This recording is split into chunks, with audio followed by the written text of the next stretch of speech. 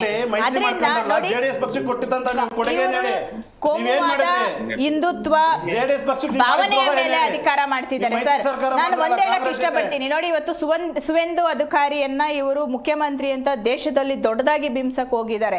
ಆದ್ರೆ ಅದೇ ಸುವೇಂದು ಅಧಿಕಾರಿ ಇವತ್ತು ಅದೇ ಒಂದು ಪಶ್ಚಿಮ ಬಂಗಾಳದಲ್ಲಿ ರಕ್ತಸಿಕ್ತ ರಾಜಕಾರಣದ ರೂವಾರಿ ಅಂತ ಇವರು ಹೇಳಲ್ಲ, ನಾವ್ ಹೇಳ್ತೀವಿ. ಯಾಕೆಂದ್ರೆ ಅದೇ ಮಮತಾ ದೀದಿ ಜೊತೆ ಸೇರಿ ಅವತ್ತು ಎಲ್ಲಾ ಕೊಲೆಗಳಿರ್ಬೋದು, ಅಲ್ಲಿ ನಡೆದಂತಹ ಏನೆಲ್ಲ ಗಲಾಟೆಗಳಿರ್ಬೋದು, ಅದು ಇವತ್ತು ದೀದಿ ಮೇಲೆ ಒಂದು 100% ಹೊರಿಸಿದ್ರೆ ಅದು ಸುವೇಂದು ಅಧಿಕಾರಿ 90 ಭಾಗ ಅವರು ಸಹ ಕಾರಣಕರ್ತರೆ.